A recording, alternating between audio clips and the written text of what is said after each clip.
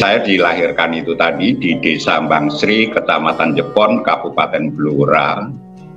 Hingga sekarang Kabupaten Blora itu semua Muslim ya, mungkin yang Kristen cuman 0,5% saja adanya di kota-kota, kecamatan maupun kabupaten. Tetapi kalau mencari orang Kristen di desa-desa satupun tidak akan ketemu ya, tidak akan ketemu. Nah, di situ dengan jelas kalau orang Kristen sangatlah sedikit di Kabupaten Blora, tentunya saya dilahirkan di tengah-tengah Muslim ya, di tengah-tengah Muslim.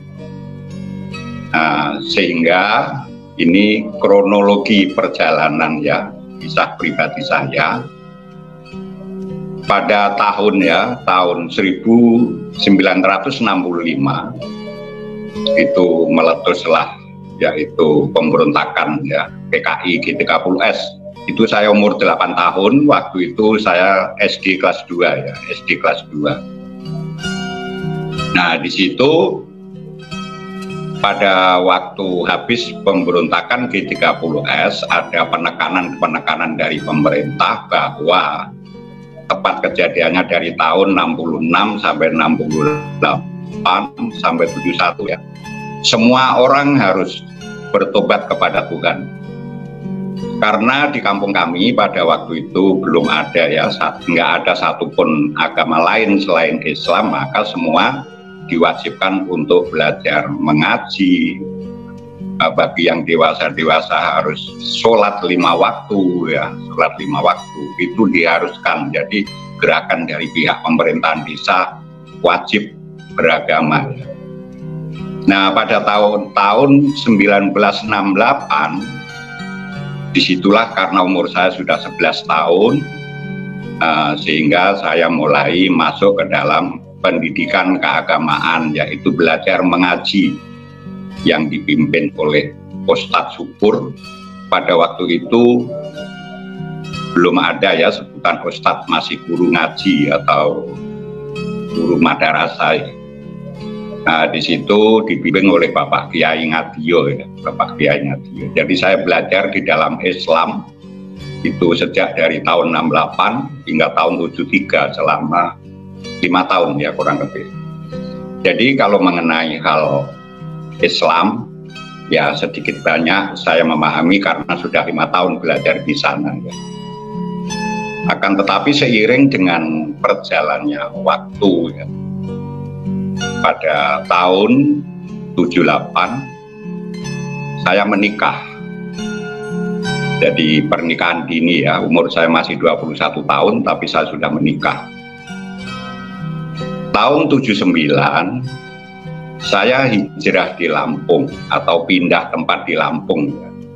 Ya, kenapa saya pindah tempat di Lampung ya, karena mengenai perekonomian dalam keluarga baru ya, baru belajar dalam hidup berkeluarga tentang perekonomian mengalami kesulitan sehingga mengadu nasib di Lampung. Tahun 79 saya pindah di Lampung. Nah, saya pindah di Lampung kebetulan pada saat itu saudara dan saudariku semua, saya ada di Lampung Tengah ya, di daerah Metro. Pada saat itu di desa Purwokencono, Kecamatan Gunung Balak ya, Kabupaten Metro, Lampung Tengah. Nah, disitulah pertama kali saya kerja untuk membuat gaplek ya, ubi kayu itu ya. Kebetulan di situ ada sebuah gereja ya, ada sebuah gereja. Jadi saya kerja di belakang gereja itu. Kebetulan waktu itu pas hari Minggu pula ya, pas hari Minggu.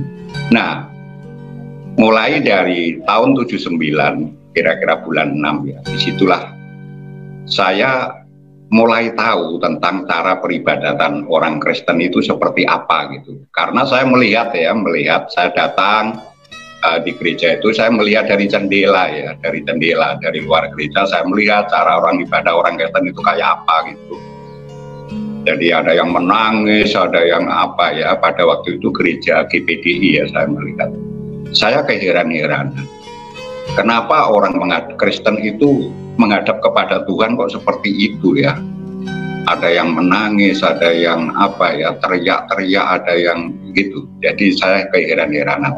Terus saya kembali ke kerjaan, saya cerita dengan istri ya, dengan istri saya. Oh, caranya orang Kristen beribadah kayak gitu ya. Coba gimana? Ada yang nangis dan lain sebagainya itu. Nah, dengan singkat cerita, saudara-saudariku yang dikasih oleh Tuhan, tepat pada tahun 80 ya, 80. Saya cuma setengah tahun ya, kami sekeluarga cuma setengah tahun di Metro. Tepat tahun 80 saya pindah di Lampung Selatan. Nah, di sana saya masuk di tengah hutan ya. Maksudnya itu mengadu nasib di tengah hutan itu. Di situ pada waktu itu masih kurang lebih ada 60 kakak ya, 60 kakak yang bersamaan dengan saya di sana. Di sana sangatlah sulit ya, termasuk kelompok terisolir ya, jauh dari desa rame, jauh apalagi berbicara tentang kota ya, jauh sekali. Perjalanannya pun sangat sulit di sana itu, mau keluar itu harus menyeberang rawa-rawa itu ya, jauhnya kurang lebih ada 400-an meter itu. Hanya lewat dari kayu-kayu yang dipalang-palang gitu. Kalau kejebur di situ ya luar biasa, lumpur hidupnya ada juga di sana ya waktu itu. Nah, saudara-saudariku, kalau saya menempat berpindah di tengah hutan seperti itu mengadu nasib, tentunya di sana banyaklah sarang nyamuk malaria ya. Sehingga di sana terjangkit malaria, kebanyakan ya ada yang meninggal, ada yang sembuh kembali. Pada waktu itu kebetulan ya saya juga kena terserang malaria di sana, sehingga saya mengalami sakit sampai 2 bulan. Rambut saya sampai rontok ya, saya hampir meninggal, tetapi ya mungkin rencana Tuhan ya, sehingga saya dapat disembuhkan. Setelah saya bisa berjalan, saya keluar ke kampung yang ramai itu di daerah Kecamatan Palas itu. Saya berobat ya, berobat. Nah, di situ ternyata yang saya berobat itu di tempat Bapak Wagiman ya. Pada waktu itu mantri kelir, mantri partai kelir ya, swasta, masih diperbolehkan saat itu. Pak Wagiman itu orang kesehatan tapi swasta ya, swasta. Nah, setelah saya berobat di situ, disitulah saya mulai diperkenalkan oleh orang Kristen ya, secara bercakap-cakap atau berbincang-bincang secara pasti. Di situ karena saya berobat habis disuntik sama Pak Wagiman itu, nah di situ ada ini ya, ada apa ini, gambar salib ya. Kalau dulu saya bilang itu palang merah ya, palang merah. Kok Bapak masang palang merah di dinding itu, apa anggota palang merah juga Bapak? Saya tanya gitu. Oh bukan Pak, ini lambang salib Pak, bukan palang merah. Lambang salib itu apa Pak? Lambang salib itu adalah lambangnya orang Kristen. Terus maksudnya kok kayu dipalang gitu? Ya itu kan keyakinan orang Kristen itu Tuhannya, Tuhan kita Yesus Kristus itu mati di kayu salib. Jadi kita sebagai pengikut-pengikutnya itu harus ikut memanggul salib. Maka setiap orang Kristen ada gambar lambang salibnya di rumah-rumah ini Pak. Kan gitu. Nah, disitulah mulai awal membuka percakapan ya. Mulai dari jam 8 karena di situ agak tegang di dalam percakapan, saya memperkuat kebenaran Islam, Pak Wagiman memperkuat kebenaran Kristen, kan gitu. Akhirnya menjadi perdebatan. Seketika itu habis saya disuntik itu keluar keringat, dengan berbincang-bincang itu kayaknya sehat seketika gitu ya, sehat seketika meskipun terasa masih lemas dan sakit enggak saya rasakan. Nah, ya karena saya fokus di dalam perdebatan kepada Pak Wagiman itu kan. Nah, di situ saya membenarkan Islam, Pak Wagiman membenarkan Kristen. Nah, di dalam percakapan Pak Wagiman berkata begini, saya dulu itu seorang ustadz Pak. Kenapa saya pindah ke Kristen? Karena saya menemukan bahwa juru selamat itu hanyalah Yesus. Nah, itu semakin memuncak ya perdebatan di situ. Jadi singkat cerita sampai jam 2 sore. Nah, di situ saya bilang, Pak, karena saya sudah mau pulang ini, saya jalan kaki melalui rawa-rawa yang sangat sulit ditempuh, jadi saya permisi pulang, kalau boleh saya pinjam kitab Injil Bapak. Oh iya, puji Tuhan, kata Pak Wakiman ya waktu itu. Iya, puji Tuhan. Nah, terus ngambillah kitab Injil dari kamar, dibawa keluar, menyerahkan Alkitab itu kepada saya, berkata begini, Pak Suci, ini bukan saya pinjamkan, bahkan saya hadiahkan untuk Pak Suci, tolong dipelajari. Nah gitu saudara-saudara. Nah itulah saya bawa pulang. Ya setelah itu saya tetap masih ini ya mempertahankan di Muslim ya. Waktu itu saya mengaji kepada anak-anak. Saya membuat suruh ya di dekat rumah untuk mendidik anak-anak Muslim itu. Jadi pada waktu maghrib saya ini datang ke suruh itu untuk mendidik anak-anak, memimpin anak-anak sembahyang maghrib ya. Setelah itu terus saya mengajar anak-anak tentang menghafal ayat-ayat atau huruf-huruf Arab itu ya. Nah setelah itu sembahyang Isya malam, setelah selesai saya pulang, sampai di rumah makan, habis itu saya mulai buka-buka Alkitab dengan Quran.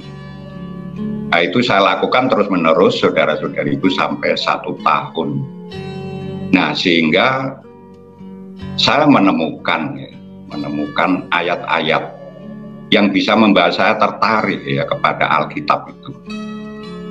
Karena seringkali, ya mungkin ini seringkali juga disaksikan kepada saudara dan saudari kita sebagai murtadin ya. Seringkali diucapkan itu, sama halnya pernah saya alami, pertama saya diperkenalkan tentang Yesus itu adalah ada percakapan, kalau tidak salah yaitu tertulis di Yohanes 14 ayat 6 ya. Akulah jalan kebenaran dan hidup, tak ada seorang pun datang kepada Bapa tanpa melalui aku.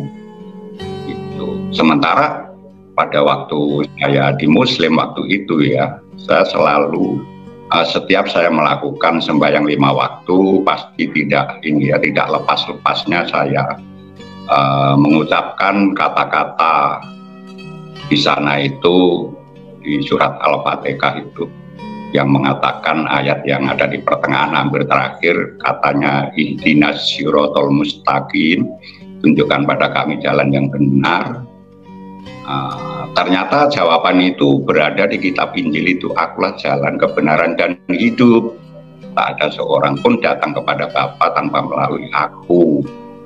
Nah di situ saudara-saudariku saya mulai ini ya, terus semangat saya menelusuri kebenaran-kebenaran itu, terus semangat, sehingga selama sampai 1 tahun ternyata setelah saya baca-baca mulai dari kitab Kejadian pasal 1 sampai ke Wahyu ya, Wahyu terakhir pasal 22 itu sampai habis itu saya telusuri, ternyata saya ketemukan saudara-saudariku, apa yang telah tertulis di dalam Al-Quran itu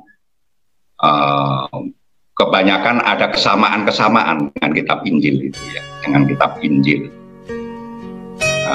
yang membuat saya mantap bahwa memang betul Yesus itu adalah Sang Juru Selamat yang memang di dalam kitab Al-Quran sendiri sudah tertulis menyatakan Isa alaihissalam atau Isa al-Masih itu anak Maryam itu tertulis ya di kitab Al-Quran itu kurang lebih ada 98 ayat menyatakan bahwa memang Yesus itu atau Isa alaihissalam itulah yang diberi kuasa oleh Allah di dalam pelajaran Islam, diperkuat di kitab Injil di situ.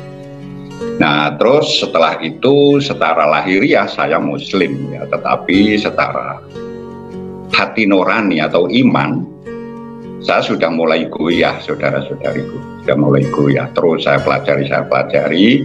Nah, pada waktu itu berjalan dari tahun 81 sampai tahun 84, kebetulan Pak D saya datang kepada saya.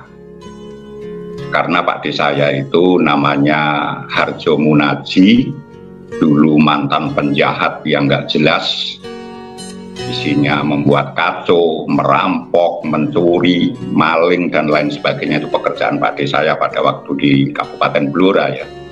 Tetapi tahun 79 karena tercium kejahatannya oleh aparat keamanan, dia melarikan diri ke Lampung. Dia menempat di tengah hutan itu. Dari dasar Pak D saya itulah saya ikut masuk ke tengah hutan itu ya waktu itu. Jadi saudara dan saudariku yang dikasih oleh Tuhan, pada waktu itu Pak D datang ke tempat saya karena saya seorang guru ngaji ya. Pada waktu itu dia bilang, "Ji, saya sudah tua, sudah banyak yang saya lakukan tentang kejahatan, tetapi hidup saya tetap begini-begini saja. Bahkan saya nggak pernah mengalami ketenangan dan ketentraman. Saya ingin bertobat, tolong saya diajari tentang sembahyang.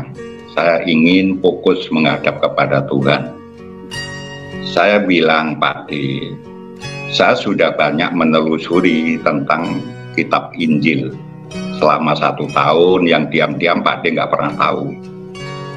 Sebenarnya kalau Pak D ingin bertobat, ingin belajar kebenaran Tuhan supaya Pak D itu mudah memahami, seyogianya tidak usah lewat Islam. Karena Islam kebanyakan bahasanya bahasa Arab yang susah dipahami. Nah, terus gimana? Kalau Pak D mau Tuhan, sebaiknya menjadi orang Kristen saja. Karena kitabnya itu pakai bahasa kita sendiri. Bahasa Jawa ada, bahasa Indonesia ada. Kebetulan ini saya kemarin dipinjemi kitab oleh ini 81, saya dipinjemi kitab oleh Pak Wagiman itu. Nah, ini masih saya simpan Pak D. Coba ini dipelajari baik-baik pada tahun 84 itu ya. Pelajari baik-baik, dipelajarilah oleh Pak D itu. Oh iya ya, ternyata Kristen itu kitabnya mudah dipelajari, pakai bahasa kita, bahasa Indonesia. Saya mau carilah yang bahasa Jawa, yang mungkin ada juga yang bahasa Jawa, saya bilang gitu. Nah, terus dengan seiring perjalannya waktu, Pak D mempelajari kitab itu dari tahun 84 sampai tahun 86. Selama 2 tahun ya, kurang lebih Pak D belajar itu. Nah, terus tepat tahun 86 bulan 6 ya, bulan 6, Pak D berinisiatif ingin mendatangkan pendeta. Nah, setelah itu ketemulah sesuai dengan rencana Tuhan, ketemu pendeta yang namanya Bapak Hence Langelo. Hence Langelo dari Jakarta. Pada waktu itu gerejanya gereja Elim Tabernacle. Terus akhirnya Bapak pendeta datang ya di perkampungan terisolir di tengah hutan, jalan kaki, nekat ya. Bapak pendeta sangat luar biasa, Bapak Hence Langelo ya. Di sana melayani Pak D. Nah, terus akhirnya karena menemukan jemaat Pak D yang serius untuk belajar kebenaran firman Tuhan, akhirnya Pak Hence Langelo sekeluarga memutuskan untuk ke Lampung sekeluarga, utusan dari Elim Tabernacle. Terus akhirnya mengontrak rumah di kecamatan, jadi setiap pelayanan pasti berjalan kaki, susah sekali selama 6 kilo ya, jauhnya 6 kilo. Nah, di situ minggu pertama Pak D saya sendiri ibadah itu. Terus minggu kedua istrinya ikut. Terus minggu ketiga anak dan menantunya juga bergabung ikut, anak menantu Pak D. Terus minggu keempat bibi saya ikut juga. Nah, di situ terus langsung ya sampai ke tetangga, sampai ke ini, karena Pak D saya ya maklum namanya mantan penjahat ya, jadi kalau mengabarkan kebenaran Injil itu pada waktu itu tidak ada takut-takut dia. Hanya Yesus juru selamat, hanya Yesus juru selamat. Nah, sampai berjalannya waktu 3 bulan sudah terkumpul ya, ada 30 kakak ya, 30 kakak. Terus pada waktu itu Pak D saya mewakafkan tempat tinggalnya atau rumahnya itu dijadikan tempat ibadah waktu itu. Nah, setelah mewakafkan tempat ibadah, pergantian pelayan pendeta Pak Gence Langelo ditarik kembali ke Jakarta, terus digantikan namanya Yadinus Konangge, orang dari Palu ya, Yadinus Konangge. Nah, disitulah saudara-saudariku awal kita orang-orang Kristen yang baru mengikut Tuhan diuji oleh Tuhan yang sangat luar biasa ya. Karena apa? Pada sebelum hal itu terjadi, saudara-saudara kita orang Muslim datang ke tempat saya supaya dihentikan gerakan-gerakan agama baru itu, kan gitu, dituduh membuat agama baru, padahal skala nasional kan Kristen itu sudah diakui, ada departemennya, tetapi skala kecil di kampung kami belum ada gitu, belum ada Kristen, maka wajar di sana dikatakan agama baru ya, itu wajar, memaklumilah karena ya mereka seperti itulah ya. Nah, akhirnya karena di situ saya bilang kalau saya menghentikan mereka sama halnya saya menentang Tuhan. Ya, kenapa saya berdalih seperti itu? Ya karena yang ada di belakang itu adalah saya gitu loh. Nah, akhirnya dengan gerakan-gerakan hal itu mempengaruhi saya untuk menghentikan agama baru itu, katanya mereka gitu. Tidak terkabul, akhirnya melaporlah kepada pemerintah. Melapor. Ada pada waktu itu tahun 1986 bulan 9, saudara-saudariku, datanglah dari instansi kecamatan yang dipimpin oleh KUA, tapi di situ ada koramil, ada polisi, ya banyak ya. Ada 40 orang datang gerebek di orang ibadah itu pas pada waktu hari Minggu. Jadi Pak Pendeta Yadinus Konangge ditarik ke rumah sebelah, di situ disesah, dianiaya, bukan main ya, bukan main gitulah. Kadang-kadang orang itu kalau nggak mengenal belas kasihan, apa yang dilakukan ya tidak mengenal belas kasihan, padahal kalau kita sadari bahwa kita sesama manusia itu kan satu makhluk ciptaan yang harus saling kasih mengasihi, hormat menghormati kan gitu ya. Tapi ya ternyata itulah yang terjadi ya, sampai berdarah-darah waktu itu, saudara-saudari. Saya melihat peristiwa hal itu karena saya pernah masuk pendidikan sekolah ya, saya itu tamatan SLTA ya waktu itu, waktu di Jawa. Tetapi dari STM ya, dari STM saya melanjutkan sekolah. Dari SD ke ST terus langsung ke STM. Saya sedikit mengetahui tentang dasar-dasar negara dari pendidikan itu. Nah, akhirnya saya berpikir, nah berarti dasar-dasar negara ini kalau ada perbuatan seorang instansi pemerintahan seperti ini, terus apalah artinya membuat Undang-Undang Dasar 45, negara kita berdasarkan Pancasila. Nah itu, sehingga saya berpikir pada waktu itu, saudara-saudariku, bukan karena membela Tuhan ya, karena saya belum mengenal secara pasti tentang Tuhan Yesus seperti apa ya. Saya hanya membela kemanusiaan, ingin menegakkan Pancasila. Saya teringat waktu itu bahwa pada waktu peristiwa tahun 1965 para jenderal dibunuh oleh komunis, itu adalah sebagai menegakkan Pancasila, sehingga rela mati. Nah, saya berpikir kalau toh seandainya hal ini akan mungkin terjadi, saya juga akan rela mati seperti yang dilakukan para jenderal demi tegaknya Pancasila dan kerukunan tadi waktu itu. Nah, sehingga saya membuat surat, saya tanda tangani.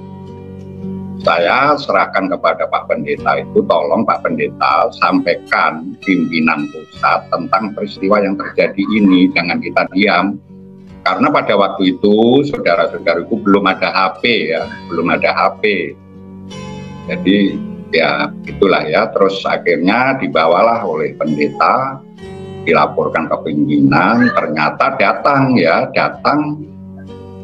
sebagai koordinator bagian Lampung, namanya Pak Megile Tulur ya, koordinator Elim Tabernacle.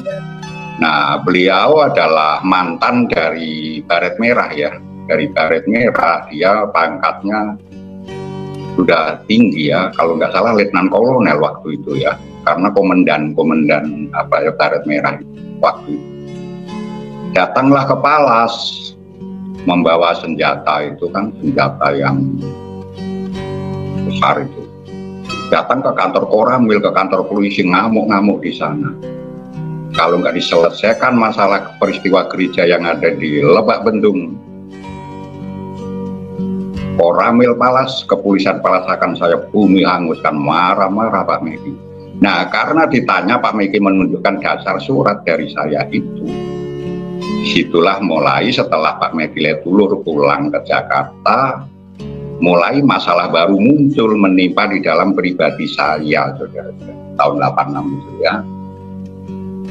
Jadi tahun 86 ya, saya belum menyatakan sebagai orang Kristen ya, tetapi di dalamnya saya sudah Kristen untuk mensponsori, melopori orang-orang itu ya. Di situ penderitaan teramat sangat yang saya lakukan, bukan hanya penderitaan saya disiksa ya, tetapi yang lebih saya pikirkan secara dalam penderitaan di dalam keluarga pribadi saya ya, anak istri ya. Karena pada waktu itu menempat di dusun terisolir, sementara kita nanam-nanam masih banyak babi hutan yang ini ya, yang sebagai hama ya, sehingga sering gagal, jadi sering mengalami kekurangan makan. Sementara mau usaha kerja di luar, jalannya sangat susah, sangat sulit sekali. Jadi pada waktu saya ditangkap itu, sedikit pun nggak ada persediaan makan. Ya terus terang krisis ekonomi saudara-saudara di rumah. Sementara anakku masih kecil-kecil ya. Anak yang pertama lahir tahun 80, yang nomor 2 lahir tahun 83, yang nomor 3 lahir tahun 85 akhir ya. Akhir itu tadi yang ngatur di dalam ini tadi, yang Bapak Pendeta ketahui tadi, itu anakku yang nomor 3 pada waktu itu baru lahir ya, baru lahir. Perekonomian susah, cari makan sehari-hari bingung. Saya harus diberhadapkan masalah seperti itu, keluarga. Sangatlah menyedihkan, sangat menyedihkan. Akan tetapi, entah kenapa saya sendiri tidak tahu, semakin saya menghadapi permasalahan demi permasalahan itu, di dalam nurani saya timbul keberanian. Maksudnya, tidak takut menghadapi hal itu. Saya berpikir semua perbuatan saya pertanggungjawabkan gitu. Meskipun harus nyawa taruhannya, ya memang saya salah sih, kenapa kok saya mengadu kan gitu ya pada waktu itu. Namun setelah saya renungkan secara dalam, memang ini seperti sesuai rencana Tuhan ya, rencana Tuhan. Sehingga saya dibawa pada waktu itu, saudara-saudariku, mungkin saya ditunggu beberapa hari. Saya datang ke Lampung Utara ya, ke tempat orang tua ya, untuk minta bantuan makan lah ya, ke tempat orang tua. Saya pulang dengan nenek saya, dengan anak saya yang namanya Swanto yang pertama itu, yang baru umur 6 tahun ya, membawa beban ada 15 kilo. Saya pulang dari Lampung Utara dikejar oleh petugas ya, di tengah jalan itu. Saya bilang, Pak, saya kan membawa beban ini, sementara ini anak kecil, ini nenek saya sudah tua. Kalau saya ditangkap Bapak ya nggak apa-apa, yang penting tolong Pak, ini saya antarkan barang ini sampai ke rumah dulu. Supaya apa? Supaya nggak memberatkan anak saya yang kecil ini.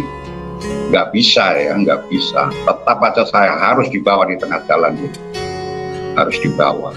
Akhirnya saya menghadapi masalah di kantor. Saya memikirkan nasib anak dan nenek saya pulang itu jalannya susah sekali membawa beban itu. Sehingga saya menangis di sana. Saya bukan menangiskan masalah ini ya saudara-saudariku, masalah permasalahan yang saya hadapi. Yang saya tangisi adalah perjalanan anak saya masih kecil harus membawa beban 15 kilo. Masih umur 6 tahun, saya menangis di sana. Semakin saya menangis untuk memikirkan nasib kakek, nenek dan anak saya pulang itu, ya semakin gencar dipukul gitu.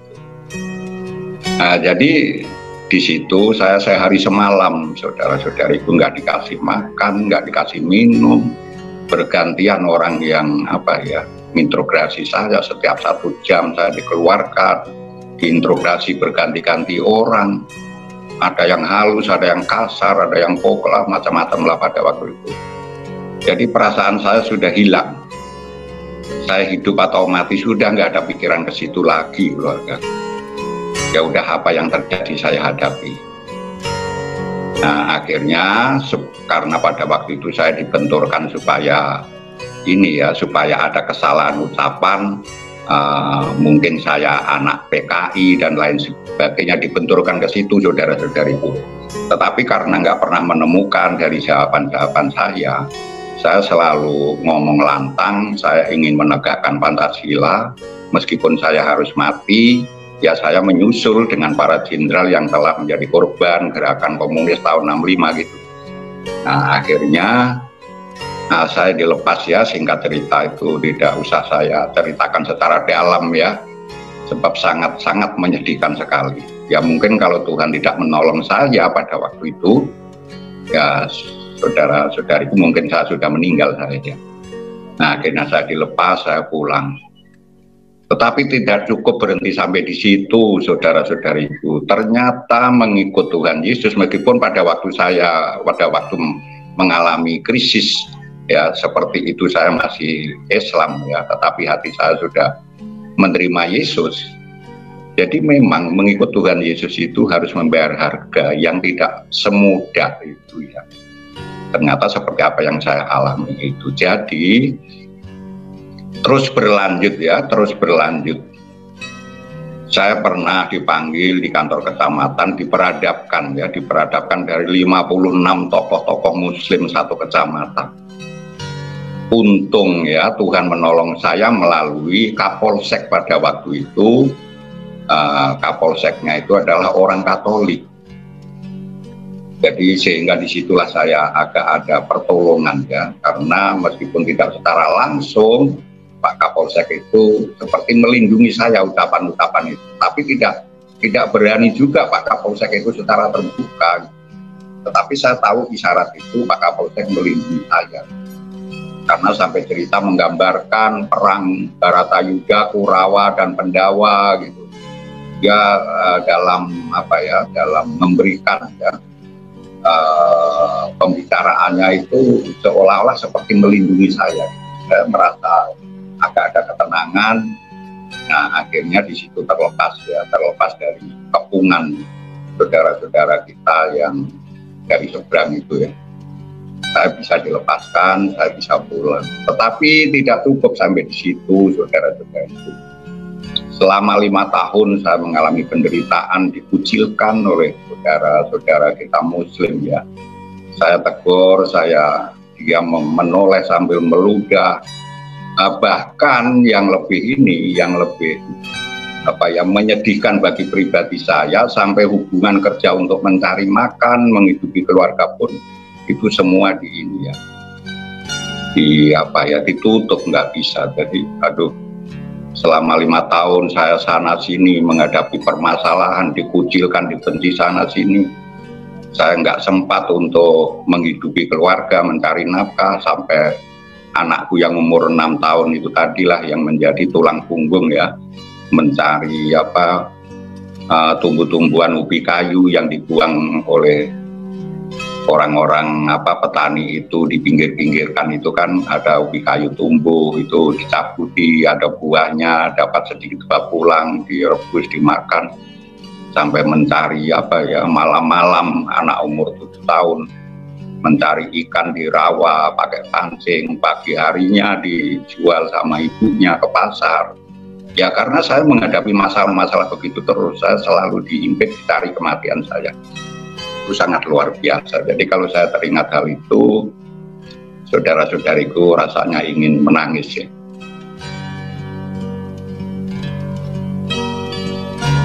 Rasanya ingin menjerit ya. Tetapi baiklah ya, hal itu sudah terjadi. Kita sebagai pengikut Tuhan Yesus harus tegar, harus punya kekuatan, harus punya keberanian demi kebaikan dan kebenaran. Jadi saudara-saudariku, selanjutnya pada waktu itu saking bingung saya ya, saya akhirnya ke Jakarta, menemui sama Pak Pendeta Hente Langelo tadi. Terus saya diketemukan sama Pak Pendeta Dakosta waktu itu ya, sudah tahun 87 itu. Diketemukan Pendeta Pak Dakosta, diketemukan juga Pendeta Pak Payer ya, Pak Payer. Bahkan saya pernah diajak ketemu sama Pak Pendeta Yakub Nahwe ya. Jadi beliau-beliau senior-senior itulah menguatkan kepada saya, memberikan penghiburan kepada saya melalui firman Tuhan. Saya bersyukur pada waktu itu, sehingga dari keempat senior hamba Tuhan itulah memberikan kekuatan kepada saya untuk menghadapi segala tantangan itu. Sehingga saya dapat menghadapi tantangan itu. Nah terus saudara-saudariku, seiring berjalannya waktu selama 5 tahun ya, di situ ternyata diberhadapkan suatu permasalahan, tapi di luar ini ya, di luar keagamaan. Pada waktu itu karena saya dituakan di kampung yang dusun terisolir itu, di situ ada penceraian ya, ada penceraian. Saudara kita Muslim bercerai, tetapi diceraikan lewat desa saja. Sehingga sayalah dijadikan korban. Saya dipanggil oleh Departemen Agama Kabupaten ya, di sana, karena saya diperiksa tidak menemukan kesalahan, karena saya juga tidak tahu peristiwa itu.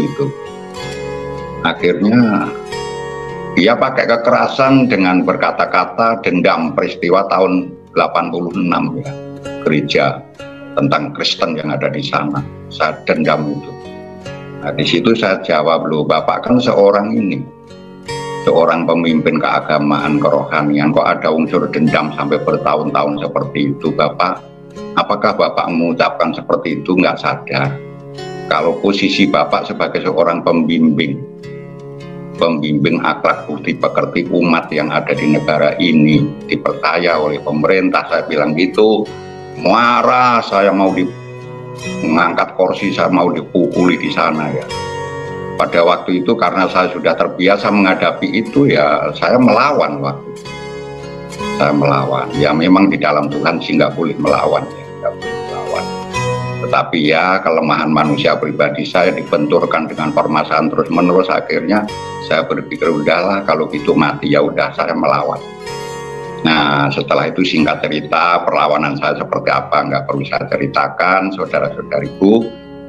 Setelah itu singkat cerita, setelah minum ya, Bapak Kepala Dinas itu minum, terus saya juga dikasih minum air putih. Akhirnya terus setelah sadar, Bapak Kepala Dinas itu saya bilang, Pak sekarang begini, mengenai keyakinan agama itu kan hak yang paling asasi Pak.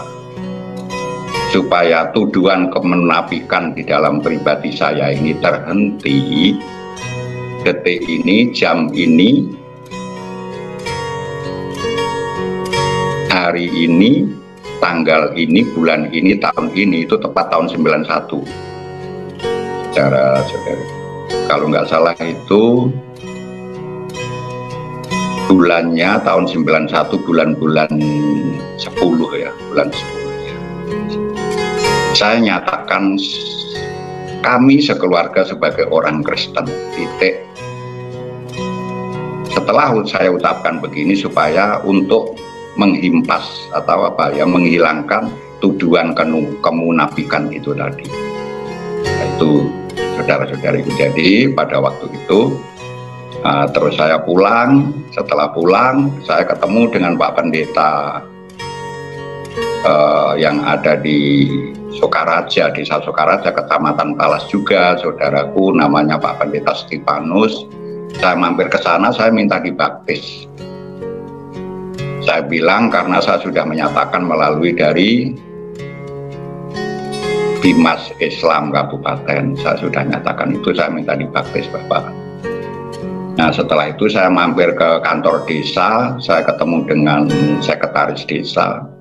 Saya minta itu diberikan data kependudukan. Mungkin kalau sekarang catatan sipil ya di desa itu.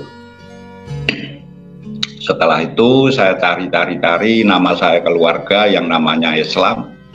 Saya corek, saya ganti Kristen, namanya Islam, corek ganti Kristen. Sekdes marah, saya dituduh merusak administrasi. Saya bilang saya nggak merusak administrasi. Saya memindahkan kami sekeluarga dari Islam ke Kristen. Sebab kalau saya minta tolong kepada Pak Sekdes mungkin nggak akan dituruti, karena apa? Ya saya tahulah hal ini, maka saya corek sendiri gitu.